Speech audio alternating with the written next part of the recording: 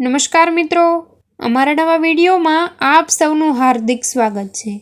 આજે આપણે વાત કરીશું એક પૈસો મેળવીને રહ્યો। સુવર્ણપુરીમાં એક પખાલી રહેતો હતો। બિચારો રાત દિવસ મજૂરી કરી પોતાનો ગુજારો કરતો હતો। એક દિવસ એને પ્રભુ કૃપાએ એકાદ પૈસો વધુ મળ્યો। એ ખુશ થતો થતો જતો હતો। મનોમન વિચારતો હતો, આ પૈસો હું ક્યાં છુપાવું?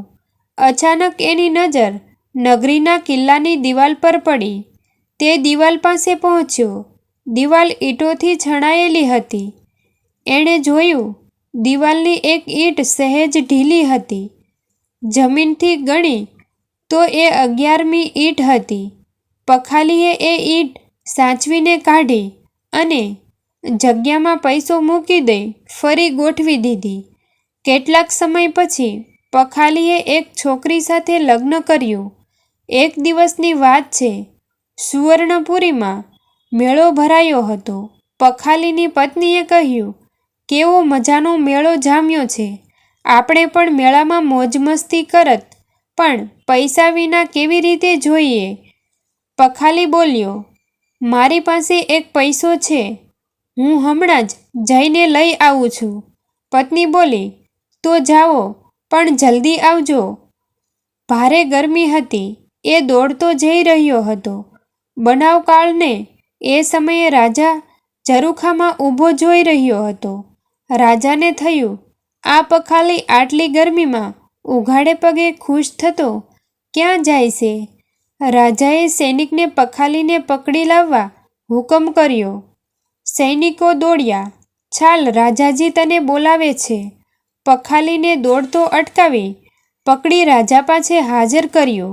રાજાએ પખાલીને કહ્યું, આટલી ગરમીમાં ઉઘાડે પગે તું ક્યાં જતો હતો? પગે દાઝતું નથી? મને મારી ઈચ્છા લજવે છે। ગરમી નહીં, પખાલી વિનંતી સાથે બોલ્યો, એવી કેવી ઈચ્છા છે તારી? આપના મહેલની ઉત્તર બાજુની દિવાલની પાસે મારો છુપાયેલો ખજાનો લાવીને મારી પત્નીને મારે ખુશ કરવી છે। પખાલીએ સ્પષ્ટતા કરી, શું તારો ખજાનો બહુ કિંમતી છે? હા મહારાજ, બહુ કિંમતી, પૂરો 1 પૈસો। 1 પૈસો? રાજાનું મોં આશ્ચર્યથી ખુલ્લું રહી ગયું। હા મહારાજ, 1 પૈસો, એનાથી કંઈક સીજો ખરીદી મારી પત્નીને ખુશ કરી શકીશ। ઓહ! રાજાએ લાંબો શ્વાસ લઈ કહ્યું, હું તને 1 પૈસો આપું છું। ઉત્તરી દિવાલ સુધી પગે બળતા તારે જવાની જરૂર નહીં પડે। કહી 1 પૈસો આપતા કહ્યું, જા હવે ઘેર પાછો। આપ આપો છો, સારી વાત છે, પણ હું મારો પૈસો તો લાવીશ જ। પખાલીએ પૈસો હાથમાં રાખી બોલ્યો, તું ત્યાં ન જા, હું તને 2 પૈસા આપું તોય હું ત્યાં જઈશ। રાજા તો વિચારમાં પડી ગયો। રાજા પૈસાની સંખ્યા વધારતા ગયા।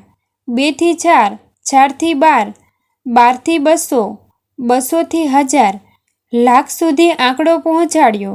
પણ પખાલી 1 પૈસો છોડવા તૈયાર ન હતો। આખરે રાજાએ કહ્યું, હું અડધું રાજ્ય આપવા તૈયાર છું, પણ તારે ઉત્તર દિવાલ સુધી જવાનું નથી। હવે પખાલીએ સ્વીકાર કરી રાજાની વાત। તું હવે રાજા, બોલ કયો ભાગ તારે જોઈએ છે? રાજાએ પખાલીને પૂછ્યું। પખાલીએ તુરત જ કહી દીધું, મહારાજ, હું રાજ્યનો ઉત્તર તરફનો ભાગ લઈશ। આખરે રાજાએ હાર સ્વીકારી। આમ પખાલી અડધા રાજ્ય સાથે ઉત્તર વિભાગનું દિવાલમાં છુપાયેલો 1 પૈસો મેળવવામાં સફળ થયો। બોધ: પરિશ્રમથી કમાયેલી મૂડીની કિંમત પરિશ્રમ કરનારો જ સમજે છે। મિત્રો, આવા જ જીવન ઉપયોગી અને જીવનમાં કંઈક આગળ લાવે તેવા વિડીયો તથા નવું નવું શીખવા મળે તેવા હૃદયસ્પર્શી વિડીયો જોવા માટે અને સત્ય ઘટનાઓ જોવા માટે અમારી ચેનલને સબસ્ક્રાઈબ કરો અને લાઈક શેર કરવાનું ભૂલશો નહીં મિત્રો। થેન્ક યુ મિત્રો, મળીએ છીએ એક નવા વિડીયો સાથે। આભાર।